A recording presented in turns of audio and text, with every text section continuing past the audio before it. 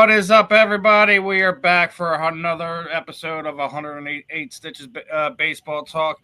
Got another special guest with us this evening, as I'm being joined by former Philadelphia Phillies pitcher, former, gold medal winner in the for baseball as well. One of my good friends, Mr. Pat Combs. Pat, appreciate your time this evening, my friend. Hey, Steven, always good to be with you, man. Thanks for having me back. Yeah, it's always a pleasure, man. Always something to talk about.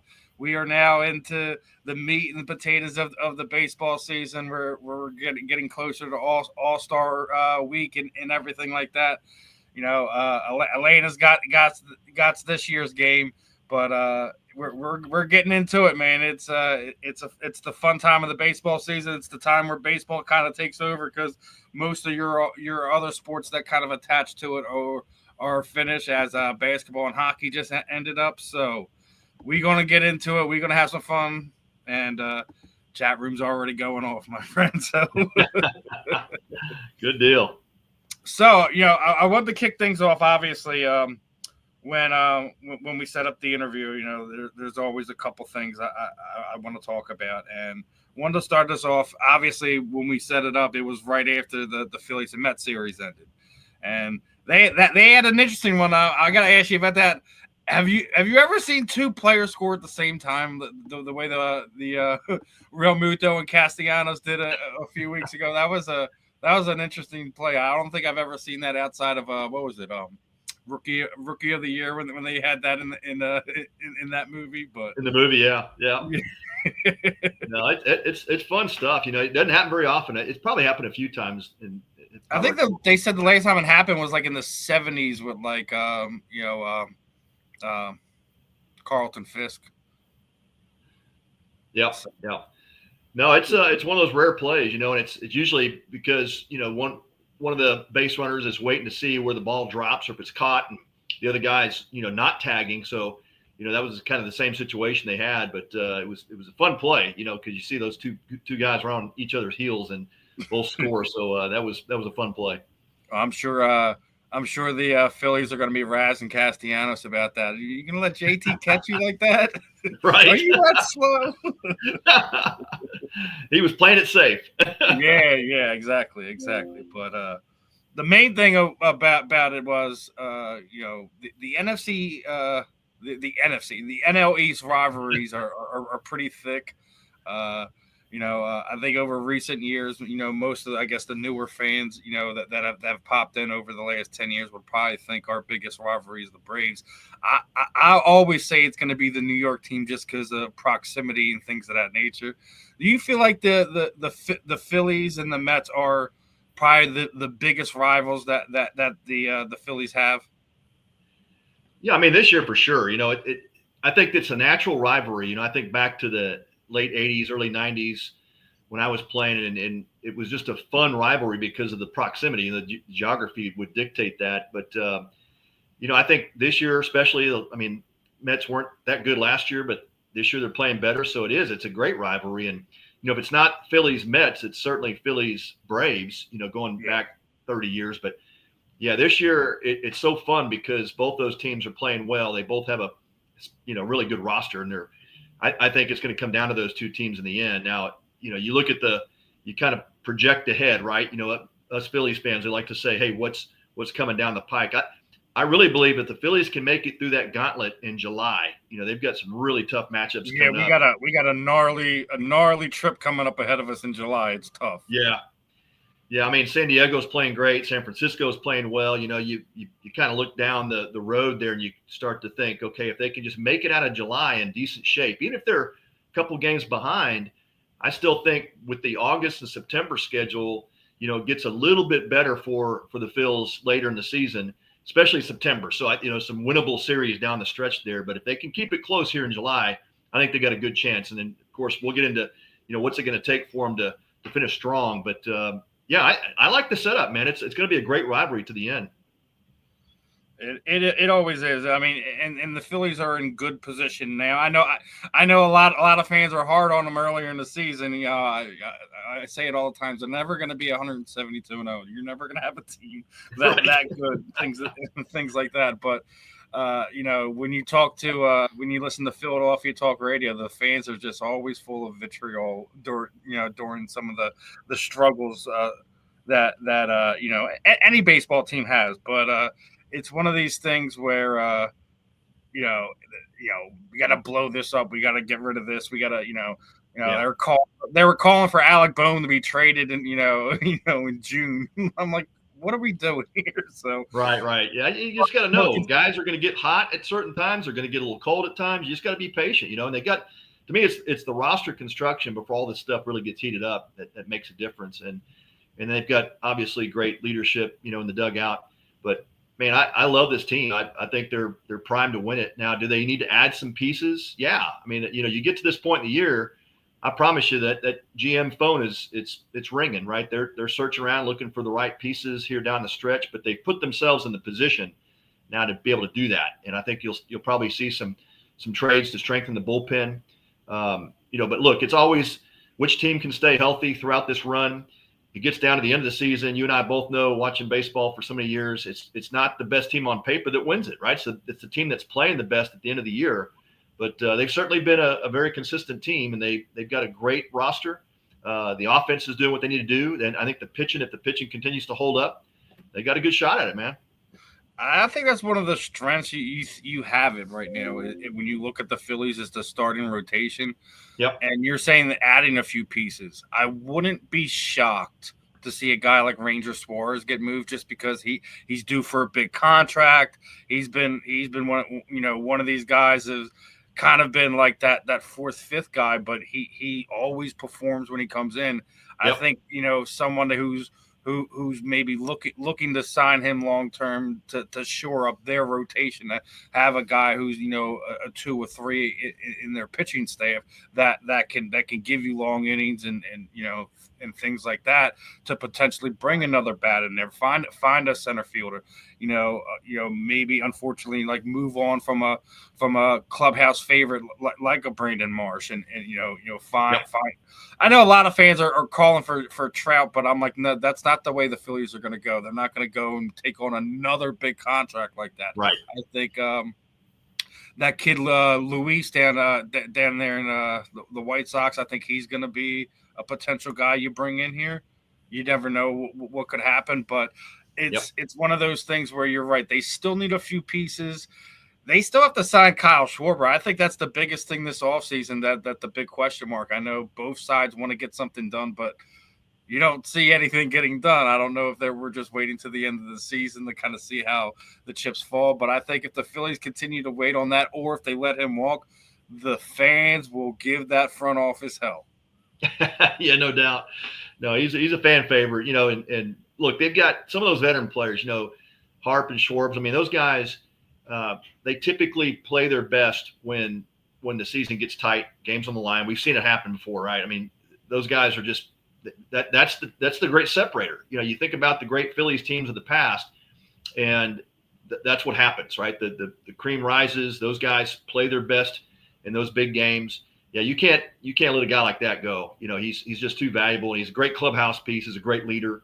So you got to hold on to those guys. But where I see the Phillies making moves, I think you've got some players out there, some bullpen pieces that could really strengthen things up. Because you're right, that starting rotation can pitch with anybody in the league. But you've got some guys out there that are going to be trade bait, right? You've got the kid from Boston, Weiser. You've got Kyle Finnegan with the Nationals. You've got Ryan Helsley with the Cardinals. Felix Bautista is probably available. Tanner Scott from the Marlins. The Marlins going to do that liquid sale they always do at the end of the year because they suck. But that's what you're going to see. And there's even a guy like David Robertson. I mean, Robertson was great for Texas last year, and he's sitting out there as a free agent. Hadn't even pitched. You're like going, okay, well, do we need, go get a guy like that can strengthen the bullpen and give you some good middle innings. But there's a lot of things that can happen down the stretch here. But you're right. I think they're going to play it safe. They're going to see kind of how things go in July. But I promise you, that trade deadline, when they're either in the lead or a game or two out, they're going to make some moves. I think that's what the plus part is, that they're within a few games they got the lead right now at the moment, I believe. Yeah, they do. But you got to look at, like any great general manager, they're looking right now at, hey, where are the weak spots, right? Where do we need to strengthen things up? And, your bullpen ERA is bottom third of the league, but that's where you're going to have to get stronger, and especially when it comes to playoff time, because that most of those games are going to be determined in the seventh inning on. You've got to have guys that can hold that lead down with this great starting rotation. And that's one of the goes right into the next one. Like, you've been hearing a lot of buzz. Some of these fans. I'm not going to tune in until I see them hoist another trophy, things of that nature. Do you feel like the fans are a little out on this team right now because of the recent shortcomings? Losing to the Mets in the playoffs last year, falling short in the World Series a few years before that. It's this team is on the cusp, but they just cannot get over the hump right now. Yeah. Well, to me, it's you want to position yourself the way they're positioned now. Game and a half lead. Man, if the fans are complaining now, man, this is like a team that could potentially win it all. I mean, everybody's going to always point to the Yankees and the Dodgers, but to me, you've got to look at, do you have the right pieces to make that strong run at the end of the year? And that's all you can do. You put your team in the best position to win when they've made it this far into the season and they've put some things together. Yeah, they've lost some games they should have lost, but, man, you can't give up hope middle of the season. My goodness, you get ready to hit to the All-Star break. This is when the front office is busy at work, figuring out, hey, who can we move? What's it going to cost us? Yeah, you got to stay high on this team, man. This team is too good to not believe they can have a strong finish. I think they can. I mean, I do consider myself a Nugget-Delphine at time. I'm hard on my team, but it's just because we want the best out of our team and we know what they're capable of. And like you're saying, sometimes they do lose games. It's like, what are you guys doing? How do you lose that game? But again, the Major League Baseball season is an absolute marathon of all the major four sports. It's the one that has the biggest schedule, the longest run, in my opinion. So, always going to be rough on them to an extent, but I think they can do it when it comes in. Like I said, if they get a piece here, get a piece there, shore up that bullpen, get another bat, maybe, if you're lucky. But I think that I think they are primed for a run there, and kind of lost Pat there for a second, so. Let's give him a minute to get back in there, and pop back in for here. You gotta love technology when it gives us a go for it. So let's give Pat a minute here. And Josh, man, come on, man, with these comments, Josh, what are you doing? Really, seriously, really, the Marlins winning it all? Stop it, Josh. You're going to really make me mute you one of these days, my friend. Mark my words. Yeah, mark my words. Exactly. There you got it, brother. Oh, man. Marlins. You need to get off that Florida kick there, brother. Wow, what happened? Technology loves us. That's what happens. Oh, man. Start talking about some good things, they kick you out of here, right? Right. Mets fan hacking us or something. That's just the way it works sometimes. I was keeping it going there for a second. I had a few laughs with some of the comments in there. One of our Florida bloodies was piping up his team there. But, yeah, I mean, I do think this team could potentially have a late October or early November run. I know the Dodgers are favorites. But I do think that this team has the starting pitching and the bats to not just compete with them, but to knock them out. The question is, do they beat themselves? They have to not find the ways to, have the bats go completely cold from top to bottom of the lineup. And that was their problem last year in the playoffs. It just everyone seemed to go cold all at the same time. Yep. At the worst point of time in a season, you could potentially do it and wound up losing to the Mets. So, I mean, I do think they have it. You trade one of those arms. I am not a fan of trading either Painter or Mick Abel at this point in time. I think both of those guys are going to be studs here. I know Abel had a rough outing a few days ago or whatever, however that went down. Some were saying he was tipping his pitches. I think those kids are going to be the future of that rotation. Anything else besides that, You got Crawford down there. I mean, I think you have a few pieces that you could potentially move to make something happen. But they have the roster. They have the playoff experience. They should be able to punch their ticket for a World Series bid. They have to get over the hump though this year. They do. Yeah, no doubt. Yeah, you're right. I'll take you back a ways. Remember, the '90s run we had, and you had that young kid come up named Ricky Batalico that just caught fire, and was an outstanding pitcher for us in '93, '94. And it's going to take probably a guy like that, come up from the minors that's going to, help that bullpen. But yeah, you've got some pieces. And look, when you talk about late season trades, typically it's a team that's unloading a veteran. They're looking for prospects, and so you're probably going to have to trade a couple of your decent prospects to bring in a couple of good names, a couple of good arms. But yeah, I don't think the Phillies are going to depart with any of their top grade A guys at this point. They're going to see how this goes over the next month and a half. But, those head-to-head matchups, you got 7 games left against the Mets. And so I think it's going to be that 3-game series up there, the 4 games back at home in September. That'll probably determine a lot, but you've got to make sure you're positioned well for it. So, yeah, I would just caution, let's not get too much into the micro at this point in the year. Let's see how this thing pans out, especially this tough schedule in July. Yeah, we got, like I said, that July schedule's a killer one right now. If they make it through that and they still have, 3, 4, 5 game lead in the East, I think they might be poised to do what they're supposed to do right now. So I agree. Yeah, this is the gauntlet point in the season, man. This is when the fans need to be on board and not get too caught up because they've got some tough series coming up. You've got San Diego, Cincinnati, Angels, Boston at home. Then you got to go on the West Coast, go play San Francisco, San Diego, come back and play the Yankees.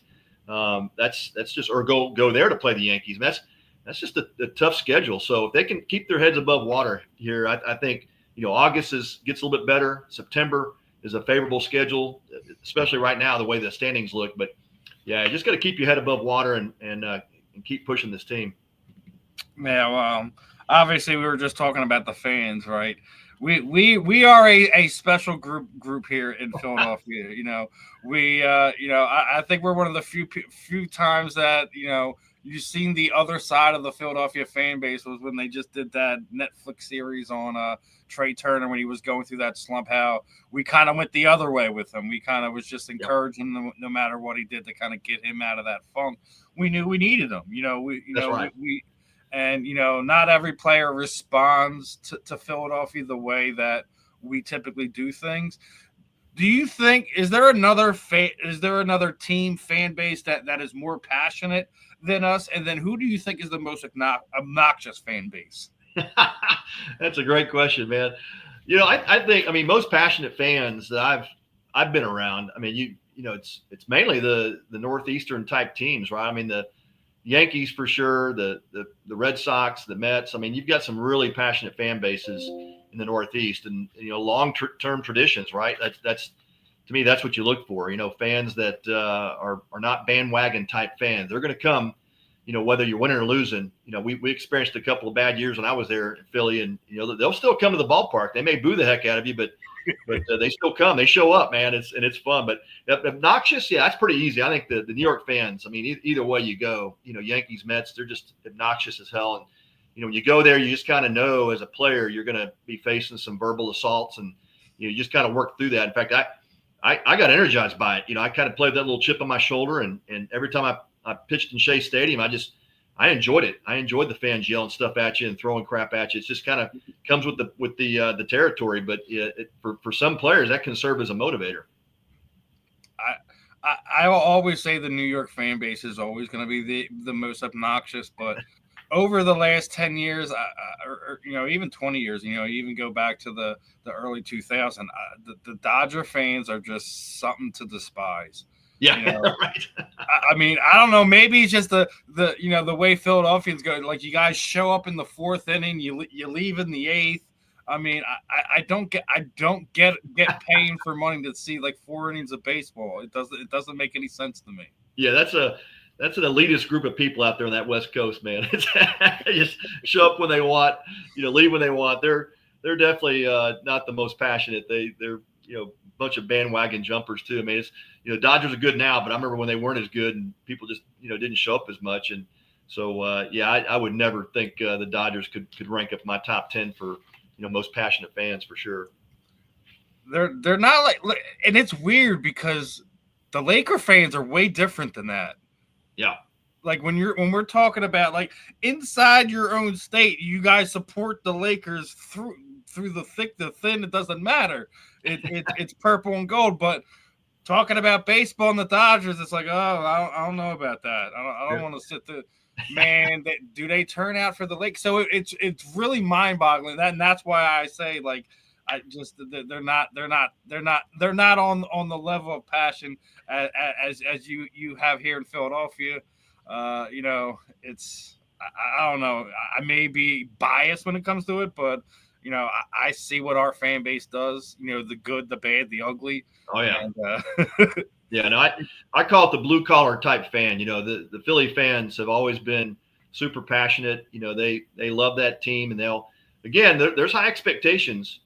Like we experience that, right? If you're not playing well, they're going to let you know about it, but they're going to show up. And that's the one thing I've always told young players if they were part of the Philly system. I said, look, you may get booed, but they'll still love you. It's almost like a kind of a family affair, right? You may not be playing well. They're going to let you know about it, but they still underneath, they still love you, and they're going to come support you.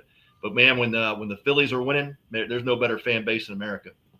And I think it's a special advantage that I think each of the four major Philadelphia sports teams have is when you got a home, not just a home game, you got a home playoff game. Oh man. That's right. But look at the Phillies fans as a whole, right? I mean, Eagles fans are tremendous. They love that team. When I was there, man, I used to love to go watch the hockey games, and the Flyers were just fun team to watch at that time. But yeah, it was always fun to go watch the fights in the stands, right? That was always part of the deal.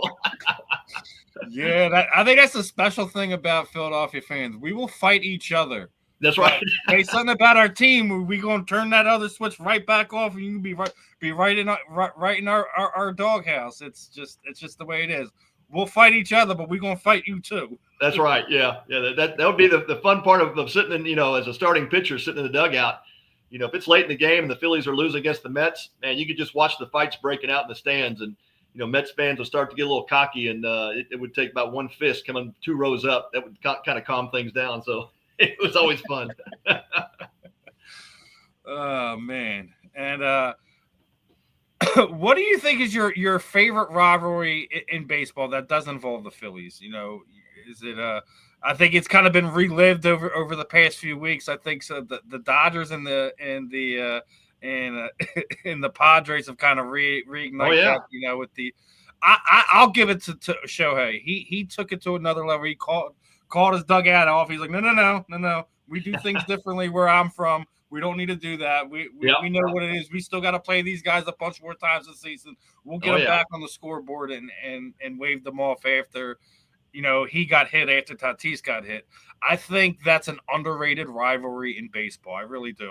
I think a lot of fans think it would be the Giants just because both the Dodgers and the Giants were once in New York, and they both moved out there to Los Angeles. But yep. Yeah, I think that's always been a good rivalry. Cardinals and Cubs has been a good Midwest rivalry over the years. Now recently the Rangers Astros has gotten heated up. But yeah, I think there's some great baseball rivalries. There's no doubt. And but man, Phillies Mets, Yankees Mets. I mean, Red Sox Yankees. I mean, there's just some great geographical rivalries in baseball, and that's what makes the game fun to me. You have that in other leagues, obviously. NFL has their rivalries and NBA, but man, the baseball rivalries they're so rich in tradition. They go back 50, 60 years, some of these cases. So yeah, those are some good ones. I think you mentioned something like when you talk about the Midwest rivalries and things of that nature, like because you're always going to have, the West Coast rivalries, you're always going to have the East Coast rivalry. But I think each one of these sports does the best when you have teams from the Midwest that are just as good as the teams on the East Coast or the West Coast. It kind of unites the country into, the nation into paying attention to that sport. This past season in basketball, having the Pacers in there, having the Oklahoma City Thunder in there, having the Minnesota Timberwolves in there to unite the country. Yeah. You're always gonna have your Lakers. Obviously Golden State Warriors have kind of relit it, under the Steph Curry era. Obviously, when we come back to the East Coast, you're always gonna have the Celtics. The Knicks are always gonna be a hot ticket. Good, bad, or indifferent. But I think it's one of those things where you have those teams in the middle of the country to kind of really make the sport as a whole, regardless if we're talking baseball, football, basketball, hockey, even more so. When you have those teams that are in the middle of the country and kind of unite, the whole thing, that's when that sport really kind of gets paid attention to more than what it normally does. Yeah, no doubt, no doubt. And to me, that's what separates. When you think about the history of baseball, the traditions, the teams that obviously were close to each other, but you just had natural rivalries that developed. Even thinking like something like the Cardinals and the Royals. They're just down the street from each other. Yeah. I mean, but Boston and Yankees, and I mean, gosh, I mean, it's just fun. It's fun to think back that these traditions have gone on for so many years. And we still get to see it today, played out. So it's a lot of fun. It is. Hopefully we can start seeing the Cubs and the Cardinals kind of bring back some relevancy because they're not looking too great right now. I mean, that's right. Yeah. I mean, we were just talking about Kyle Schwarber. He was part of that team that did finally bring a championship to Chicago.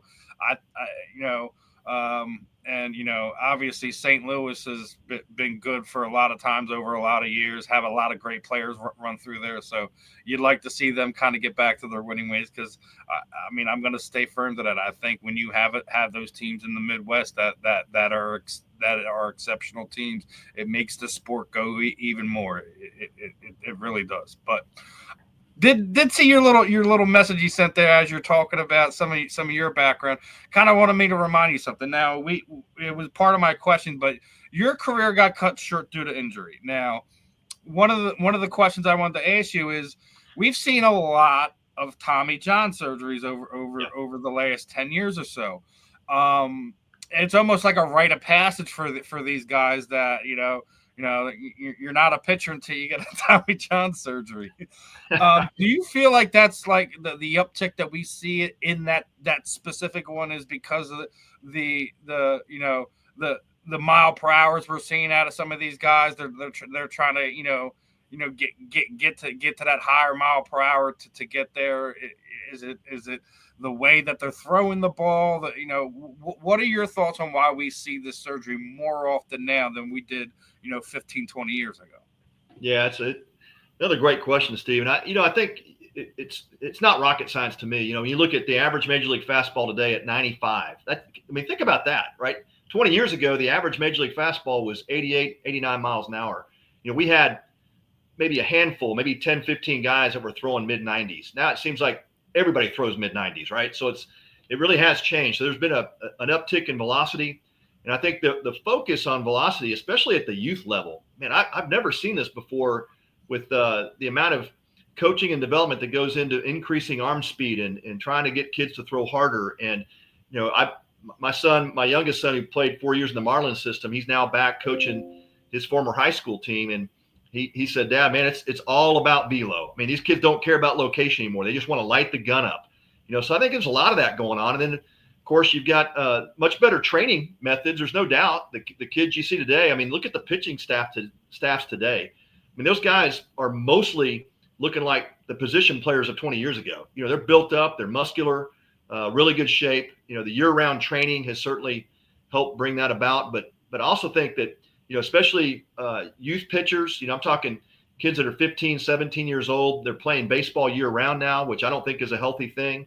They're not giving their arms enough rest. You've got to rehab that arm, let that arm rest and repair itself. And so there's a lot of specialization at the young age in that. But look, the good news is the technology of surgeries has caught up. Like you're talking about, some of these players that even want to have Tommy Johns, I think it's going to help them throw even harder when they get back. I mean, I think there's a few cases like that, but there's still a risk there. It's like, okay, 80, 90% success rates now for TJs, but there's still a risk, so players should not ever look to get hurt to try to increase their velocity through surgery, but we're seeing that happen. So I think that's another piece of it. But yeah, look, the human arm was not meant to throw 100 miles an hour. And I think the studies are pretty conclusive around that. And at some point, when you put that much stress on your ligaments, your tendons, your muscles, something's going to give at some point. So yeah, I think it's just that uptick in velo and the body was not designed to throw it like that. Yeah. I'll say this once, young pitchers, anyone that comes across this, listen, guys like Nolan Ryan are freaks. Right. That's right. No one can pitch as well as he did, as long as he did. And hell, they were even sitting there saying that the guns were off, that he was probably throwing, closer into the triple digits most of his career. Yeah. That being said, like, he was almost never hurt. Yeah, he was a freak, man. And that's what I'm saying. Yeah. He was one of the rare cases you could say, like, his longevity, everything. Like, he's we talk about like generational athletes. He's a once in a millennial athlete. No doubt, Steven. I don't think we'll ever see a guy like him again, ever. No doubt. And look, he was a man before his time for sure, throwing that hard. He and Doc Gooden were cut of the same cloth in that way. Both just had those unbelievable arms. But the difference was Nolan took care of himself. And I was around Tom House. I know how Tom House trained him, and I went through some of that towards the end of my career. I trained with Gus Heffling for my body, but I picked up a lot of Nolan's habits. He produced that pitcher's Bible and said, "Hey, here's how I did it." And Nolan would spend 2 hours after his starts, going back in and lifting weights and getting that shoulder capsule tightened back up after he threw, for 130, 140 pitches. That was kind of the thing back in the day, right? I mean, that Nolan was just getting warmed up after 80 pitches. But yeah, that's just a different time period. But look, I think the training methods, man, there's no doubt we've learned so much from, the training and especially around, trying to keep the arm healthy. That's gotten so much better for these pitchers. That's why you're seeing these high velos. But again, it comes with risk. I mean, think about this for a moment. Think about, you've got major league pitchers throwing 100 miles an hour with 92, 93 mile an hour sliders. I mean, that's just mind boggling, right? It's like, the arm was not meant to do that. And so, yeah, it just takes a lot of, the training methods, the development methods, so much better today. But Nolan, he wrote the book, man. He was the guy that proved it. If you took care of your body, you could pitch into your, well into your 40s if you didn't have some, career-ending type of injury. And look, I had a couple of spurs in my elbow, and back then they had to cut your elbow open to get to the spurs, and that's what did me in. Today they'll do they'll scope that elbow, they'll get that spur cleaned up. You're back pitching in 2 or 3 months. It's so different now from the surgical technology standpoint to get these guys back on the field. Yeah, you just hit a bunch of them on the head. Like, Nolan wouldn't last in today's world. He'd be getting in fights with his managers. Like, I'm just getting warmed up. 75 pitches, I'm good. I still got another 40 pitches. If you get back in that dugout.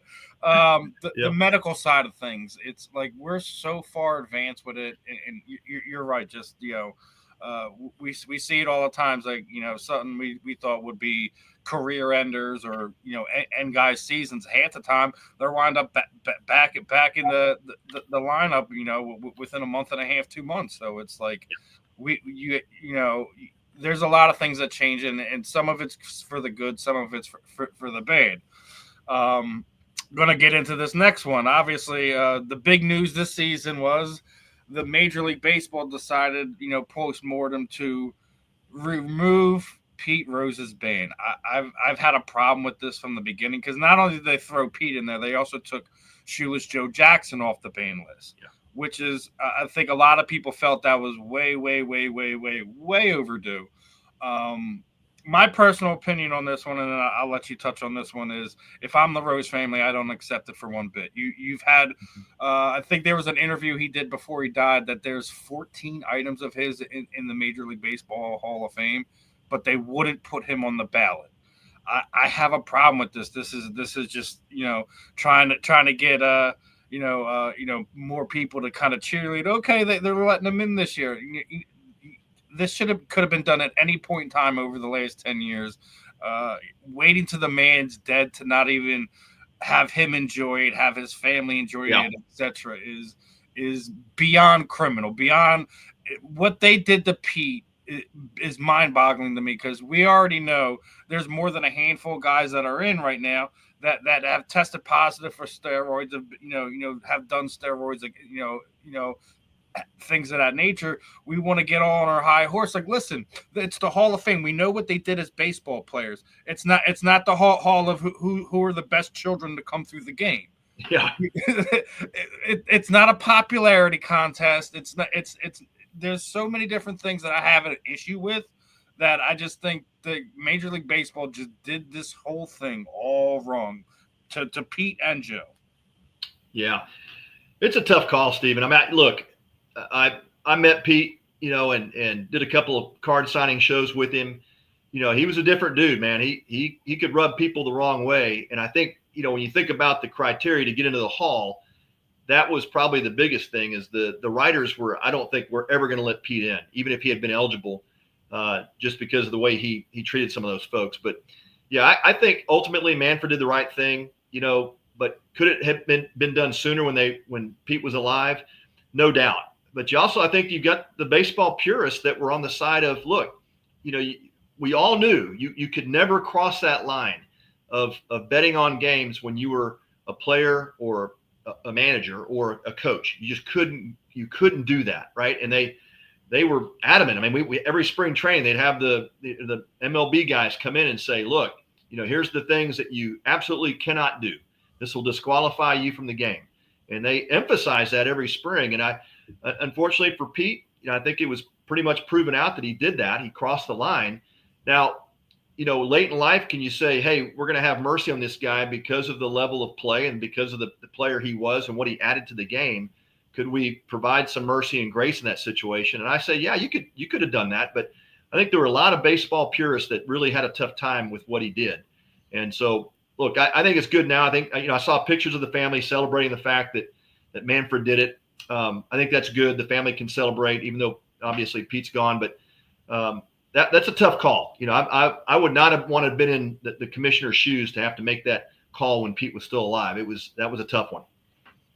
See, here's my thing with this. Like, obviously, it is wrong. It is wrong. It doesn't matter on what level, because you're seeing it happen in other sports now, because how much sports betting has gone.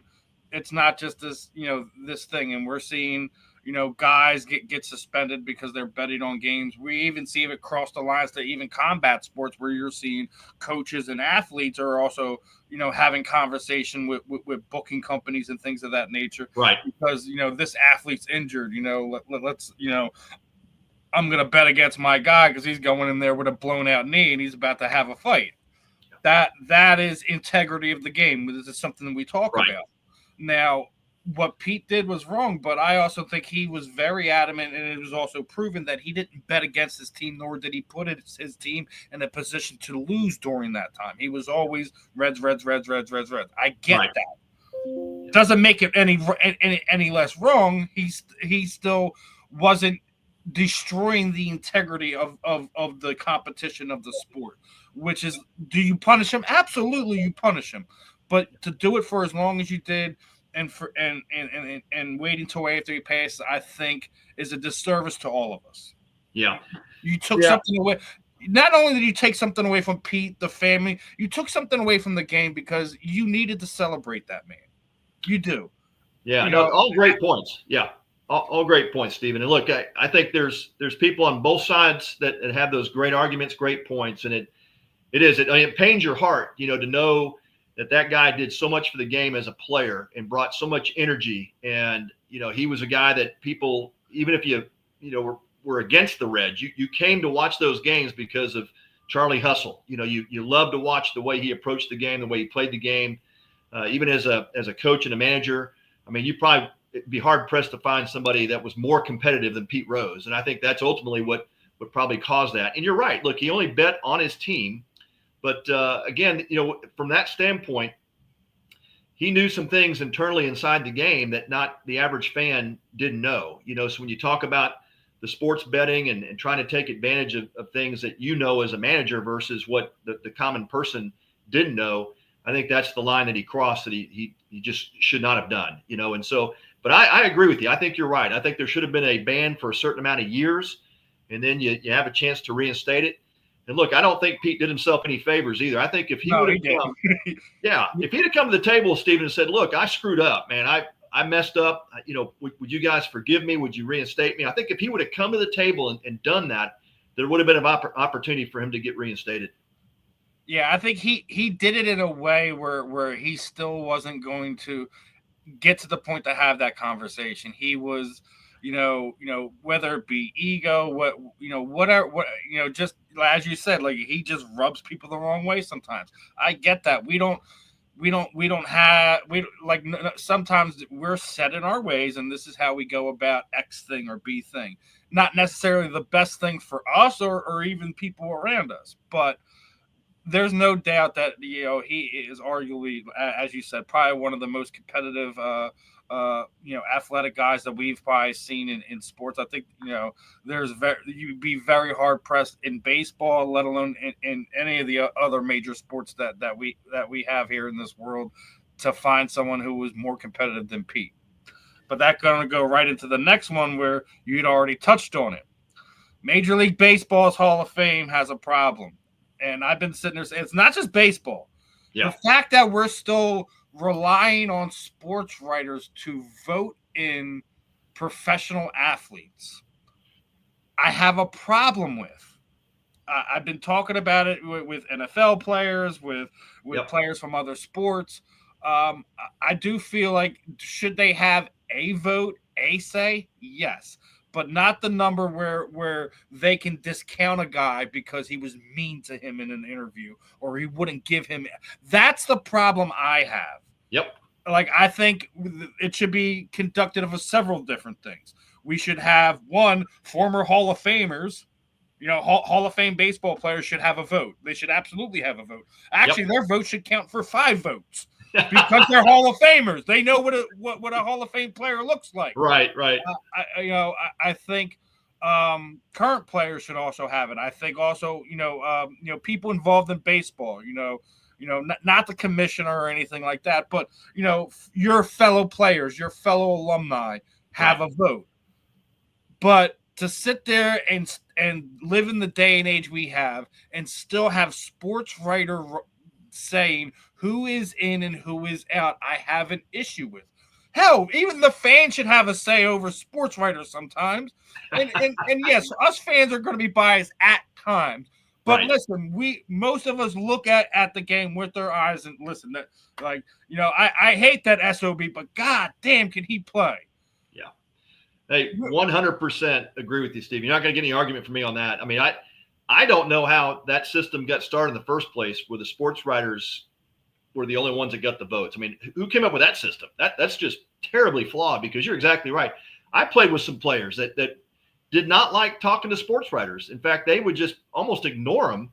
And you can't tell me that a sports writer who's trying to do his job, I get it, but he's not going to have biases against that particular player if he doesn't like him personally. I mean, that happens all the time. I mean, that's just absurd. So, yeah, I mean, to not have a system where you've got some type of a point system where it's former players, it's Hall of Famers, it's, there's got to be some type of a committee or board made up of people in the game that know the game the best. And absolutely agree with you that it should not be sports writers. If you want to give them a half a vote or a quarter of a vote, fine. But yeah, this system's got to change. There's no doubt about it. And to me, if you simply assign values to the on-field play, and if you want to put some value to the player's personality or what he brought to the game, the kind of the variables that he brought, from a leadership perspective or whatever else you want to put as criteria, man, I think that's fine too. But yeah, I mean, to put this in the hands of sports writers only,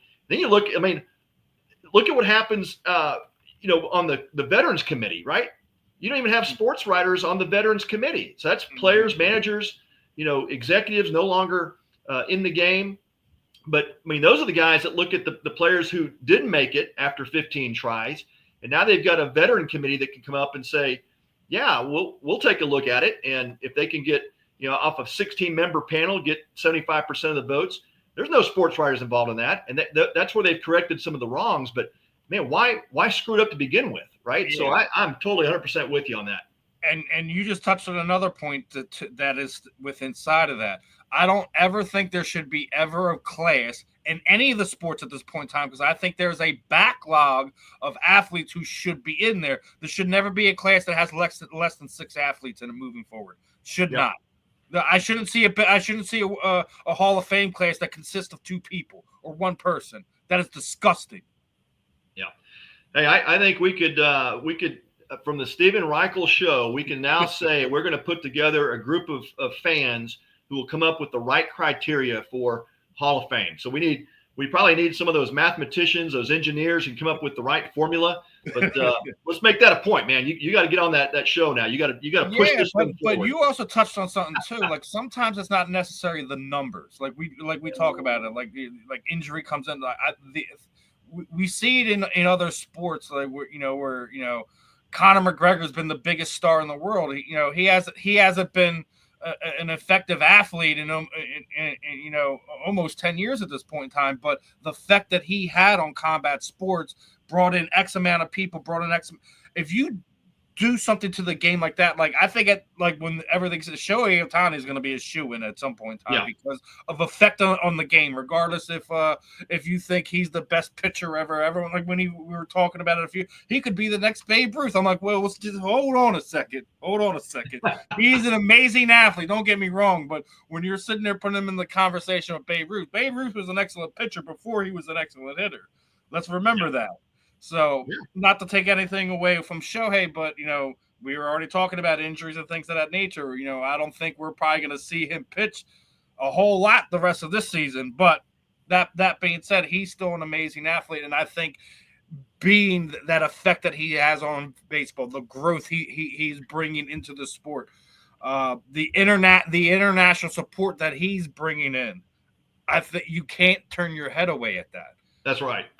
So it's like there's some of those things, like I think guys like that may be tweeners, but the effect they had on their teammates, the fans, etc., should be taken into account too. Whether you call that a different wing of the Hall of Fame or something, fine. But don't disclude them. Don't have writers talk. He didn't have 3,000 hits. I'm not looking at him. Like, What are we talking about? Like I'm not holding specific numbers. If he's gotten over that number, then he should be in there. But it's one of these things where there's so many different variables to it. I get it. It's a tough conversation to have. But I think baseball should really take a hard look at this. I know writers are going to be upset. I get it. We're gonna give you something to write about for the next 100 years. Relax, guys. Yeah, right. Y'all had the run at it. We have a severe backlog going on over here of guys that gave their lives to this sport, not just as players, but as coaches, but as teaching kids today, etc. You cannot take people away just because you didn't like their numbers or you didn't like who they were as a person, etc. I don't think that should exclude you from some of these conversations. Yeah, no doubt.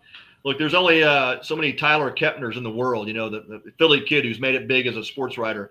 I trust Tyler, but, how many Tyler Kepners are there out there that are going to be totally unbiased and just look simply at the player and what they did? And, I mean, think about this, even the criteria, right? Like you got to play 10 years in the MLB to be eligible. Well, think about maybe who is the current player today that you would consider a Hall of Fame shoe-in at the end of his career? Is there somebody – I mean, obviously Shohei comes to mind, right? He's probably a potential Hall of Famer. I think Harper gets it right now despite not having a World Series. I think his effect, his growth, how he plays the game, how people react to him puts him in that conversation. I do think we got a couple potential Hall of Famers on this team.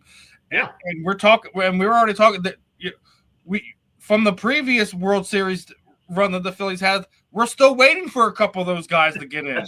Jimmy Rollins is still waiting to get in. Chase Utley's still waiting to get in. Ryan Howard, who injury without a doubt affected the end of his career. I mean, those are three guys just come to mind off the top of my bat who should be in the Hall of Fame right now. Yeah, exactly. I mean, and think about this. I mean, like Derek Jeter, if there was somebody that should be a unanimous selection to the Hall of Fame, right? 99.7%. So there was some idiotic writer out there who didn't think Derek Jeter was a Hall of Famer, right? Or Chipper Jones. Chipper Jones got 97% of the vote. Oh, man. Who are the two or three? There's some guys down in Atlanta that absolutely listen. I disdain Atlanta. Don't get me wrong. There's a couple guys down there in Atlanta that should already be in the Hall of Fame. It's not a question. Andrew Jones, David Justice. There's some of these guys that deserve to be in there. Yep, exactly. So they got to right those wrongs. They got to come up with a better system. There's just a better way to do this. So, and you and I are on the same page 100%. And I hope they come up with a different system because, this is a thing when you think about the greatness of players that ought to be celebrated for the rest of their lives, the legacy that they have with becoming a Hall of Famer. And we've got like one of the worst systems in the world to figure this out. That's got to change. I mean, I talk about it all the time when I'm talking to the football guys, man. Like some of the guys that have already been in don't have as good numbers as some of the guys that played 10 years before them. Like, I'm like, wait, how is that guy a first ballot and the guy that has better numbers, who's won a championship, etc., isn't even on the ballot? I'm like, what are we talking about? Exactly. Yeah. I mean, think about this year. I mean, Ichiro, he ought to be an absolute unanimous selection, right? Without a doubt. CC Sabathia, he ought to come close. He's probably not unanimous, but he ought to come close. Here's a guy I'm a little concerned about, like Dustin Pedroia, right? I mean, he had a Hall of Fame career. It didn't finish well because of injury, but that guy was the best player in baseball for a few years, right? So, but I'm not so sure that the sports writers are smart enough to put that guy in first ballot. It's again, I'm going to beat on this drum. I'm going to yell from the tallest mountain. Yes, I'm a media guy. I'm technically, a sports writer, so to speak. But listen, dude, I don't feel that we should let these guys have this much control. Baseball, football, basketball, hockey, you should not be leaving it to media members. Right. Give a vote. The best players in these sports. Yeah. It's I don't know, as you're right, I don't know who came up with this. It's bad idea. It was without a doubt cooked up from the sports media. Oh yeah. But I mean, listen, we're not still running on two-cylinder engines these days, are we? Okay, so we agree that sometimes there's a better way to go about things to make things happen. Okay, so why are we not applying this to one of the more prestigious awards that should come to any athlete? Absolutely, yeah. It's mind-boggling to me. I don't know if we're going to see a change at any time soon. I hope that somebody with 2 cents in their heads has a conversation with Manfred, with whoever the commissioner is of your respective, professional organizations, and change this immediately. Like I said, don't cut them out completely, but don't have them hold that much weight. Maybe there shouldn't be a 99 percentile to get in. Maybe you have to just have 95%, 96%, 92%. You shouldn't have to have 100% of the vote to get in. That is another thing that gets me too. Not just that the writers hold way on it, but that you have to have X amount of percentage to get in. Yeah. I don't know who made up the 75%, barometer mark, but that's what it is today. But look, I think there's a much better way to do it. We're in agreement on that. Somebody's going to come with a better formula. When you think about, look at all the statistics in baseball we have. We measure everything in the game, right? Why can't you put some statistical, mathematical formula together that puts more weight on the numbers that they produce during their career? And you have some variables that we talked about that are around the game, the things they brought to the game. Fans ought to have at least a partial vote in that, right? Maybe 5 to 10. They let us vote for the All-Star game. Why not Hall of Fame? Yeah, right. I mean, there's a weight. You can put weightings on those different voting formulas. So, yeah, it's just a bad formula, and they need to fix it. But you and I agree. Yeah, hopefully, one of these sports commissioners will wake up one of these days and figure it out that this can't work. This can't continue to happen. So. Right. Oh man, oh man, oh man. And as we get ready to wrap this one up, I do gotta bring it up. We were talking about it beforehand. We talked about Pete Rose, but we lost another great guy that is involved in the sport. Dave Parker was a special kind of guy in this sport. He was a fun guy to watch. Regardless of where he was, when he did his thing, he was also, part of the Oakland A's for a period of time. Like he wherever he played, he was a fun guy to watch, and it's a sad week when we see the Cobras no longer with us. Yeah, no doubt, man. He impacted the game in such a tremendous way. You think about, the last time the Pirates were great, right? He was that era. He made the Pirates a great team for many years. And, I always enjoyed watching him. He was a guy that, he was one of those guys when he came to bat, you didn't go get a drink, right? You were sitting there watching when Dave Parker came to the plate, and the guy could impact the game in so many different ways. I mean, think about he never really looked like the prototypical ball player, always kind of carried some weight with him. But think about the athlete that he was. The guy could steal bases. He controlled right field. I mean, what an arm. I mean, I saw some highlights of him picking up balls at the fence and throwing guys out at the plate, or making those signature throws from deep right field to third base to get guys going from first to third. I mean, just every facet of the game, Dave Parker played it well, and he was just a great leader as well. But, yeah, you think about the great Pirates teams of the past, the Willie Stargells, Dave Parkers, and you think, man, we lost a great one. Yeah, it's a sad day, and hopefully, the Pirates being as bad as they are, they're smart enough to know that they need to do a Dave Parker night at some point in time that this season, kind of move things around and do some type of promotional thing for him, because no doubt. He was a special guy, especially for that team. Like you said, that the last time the Pirates were good was his era. I mean, a lot of people attached, Barry Bonds and Bobby Bonilla. I'm like, well, there was an era before that, guys. That's right. That's right. But two more before we let it go. Obviously you sent me a few things. Now, seeing how Olympics is done, and then you have special things about baseball. How special was it for you? Being a part of that Olympic team that won. Oh man, I point to that time in '87, '88. We played the Pan Am Games in '87. As part of that team, we won silver that year, and really nobody expected us to win gold in '88. In fact, the '84 team. You remember that team? That was, Palmero and Clark, and there were, Bobby Thigpen. There were some great players off that '84 team that won silver in Los Angeles. So when they were making the comparisons to the '88 team, they said, well, good team. And but again, we were all college athletes. We were, 21, 22 years old. But on paper, we weren't supposed to win that thing. But we went to Seoul, Korea, won the gold medal. Of course, Mickey Morandini, Philly great, was on that team as well. And Mickey was a role player on that team. If you can imagine, he didn't even start. It was crazy. But just being a part of something like that. I point to that. Having the opportunity, Stephen, to wear USA on my chest and to represent our country, and to be on the biggest platform in international sports. We win the gold.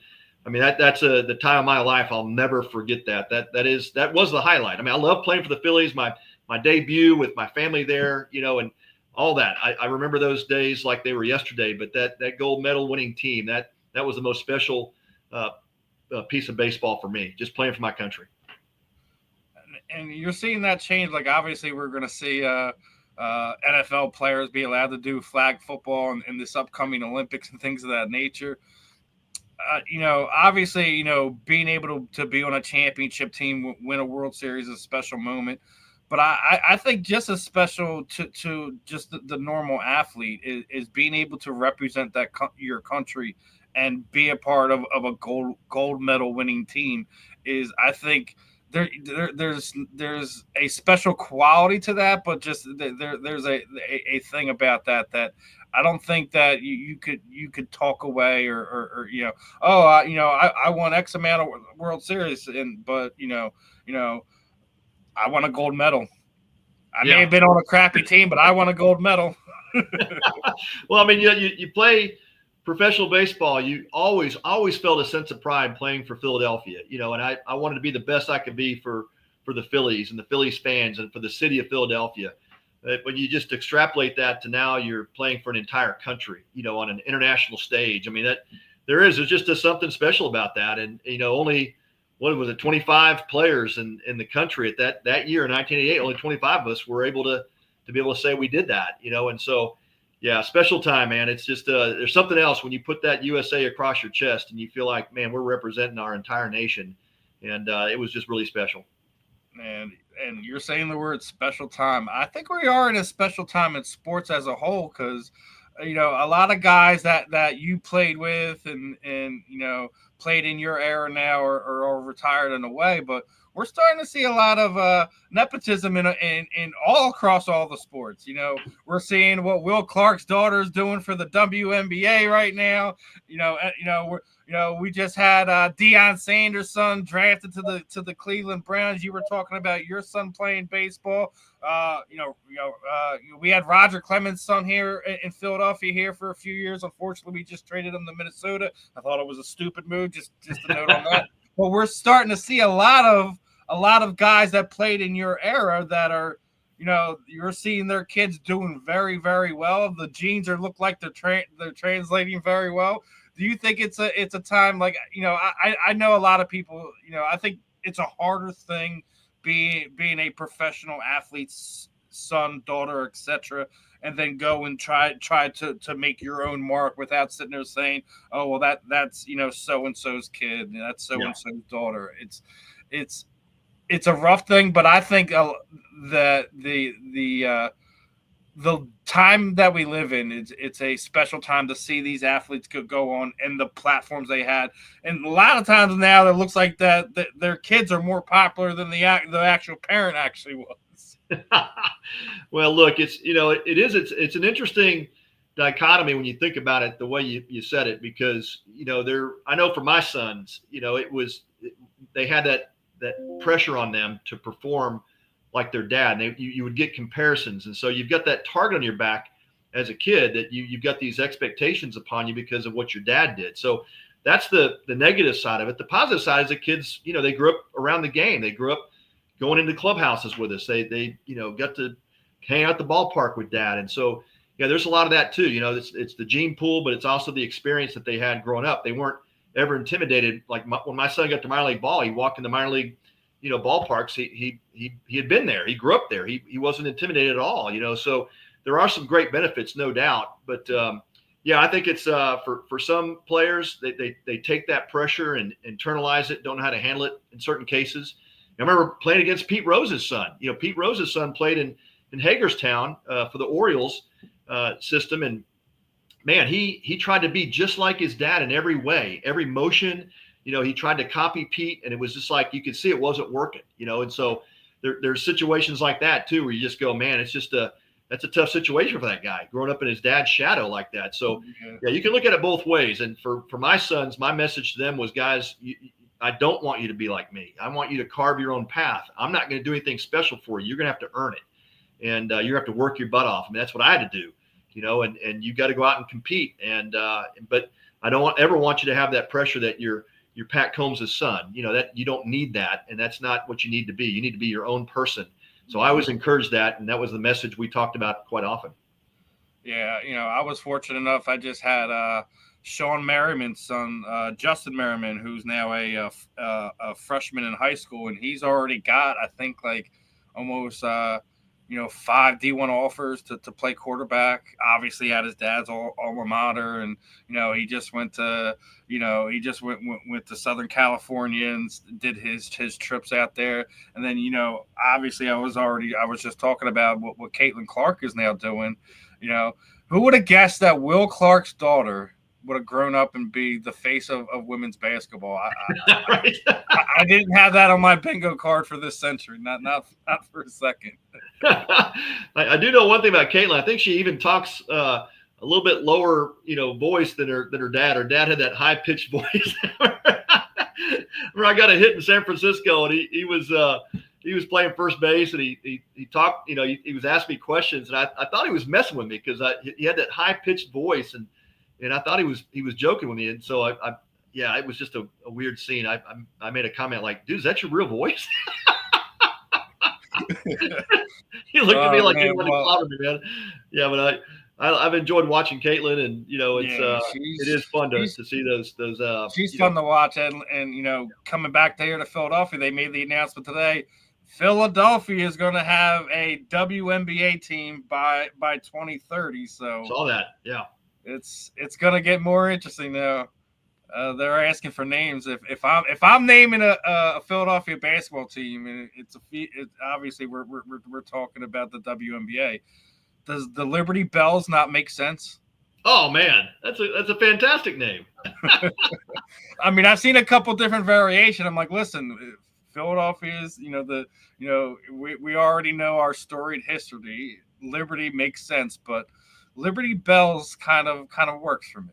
I've seen it a couple times. A couple people different put it out there, but I'm going to say it here. I think that should be the name. We'll see what happens over the next 3 to 4 years, but we'll see how it all plans out. Good for them. Other than that, I think that should put a bow on this one for tonight, Pat. I really do appreciate the time. We definitely gotta bring you back on here. Our show owner Scott, he has a book, and he heard through the grapevine through me that you have a book. He was like, well, I have to have him back on my show to promote our books. So I'm gonna be open the invitation. I gave him your information. I think he's added you on LinkedIn. Awesome. We want to try to get you back on here so you guys can promote your books. I know he's over, he's on a European cruise right now writing another book. So nice. Definitely want to get you guys connected on there, get you back on the network at some point in time, and we'll do it again and have some fun on another one of the shows on the platform. But Pat, you know how I typically end this, man. I always throw it over to you. Anyone you would like to thank, anything that you're working on that you'd like to let the people know, let them know your social media sites, anything else you want to say, Pat, the time is yours, my friend. Yeah. Thank you, Steven. Hey, as always, appreciate the time with you, man. You always ask great questions. It's a great interview, and I'll come back anytime, and we love talking baseball. So appreciate that. If folks want to reach out, I'm on Facebook, I'm on Instagram. You can find me both of those places. And as always, man, just appreciate the time with you, and hope this continues to be a great success for you. It's going to be, my friend. Actually have someone that actually believes in me. Hell, he left me in charge of his company while he goes on a European cruise. I think I'm in good hands this time. Awesome, man. But it's always a pleasure to talk with you, Pat. I guess looking in the back, it looks like I have to have you back on during the beginning of the football season to make fun of your Cowboys. There you go. Yeah, and I got to apologize for that. Look, I'm not a Cowboys fan, but that's got a couple of special signatures. And Roger Staubach. Listen, I would not be upset with you about that. Listen, they had some great. I say it all the time. Listen, we absolutely loathe the Cowboys, but we respect and know what greatness is. I appreciate someone's it, going to offer me an Emmitt Smith autograph. Guess what? I'm going to take it.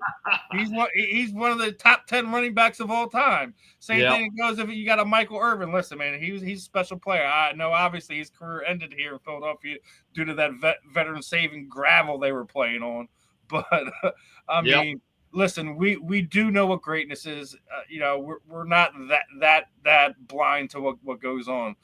I do think our team has a good chance of if they keep healthy and keep everything together over the next few years, we can definitely take a run at creating our own, multiple championships here in this era. I know Cowboys fans like to discredit our earlier championships because they weren't Super Bowls. I still think it's the silliest thing I've ever heard. They're like, oh, you guys still have a couple more championships to win. I'm like, actually, we don't. We stopped the original Packers from doing a three-peat. We stopped right. Tom Brady and Patrick Mahomes from doing their own three-peats as well. I think this franchise is pretty well off, and we did win back-to-back championships in the 40s. They were championships. You can't take that away, regardless if it's a Super Bowl or not. They're championships. No doubt, man. I don't get why we only count half of history. That doesn't make sense to me. Well, there's no doubt. You guys have something special there with the Eagles. And I think they are a special team. They got a lot of special guys on there. I think when everything's said and done, there's going to be multiple Hall of Famers on that team as well.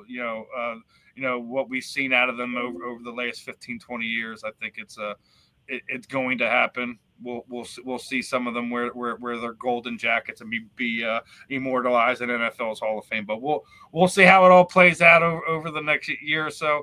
We're definitely going to have you back on here again, Pat. Appreciate your time this evening, my friend, and go enjoy the rest of your night, and we'll be in touch. Thank you, Steven. Appreciate you, man. Take care. Have a good one, Pat. All right, everyone. That was the one and only Pat Combs.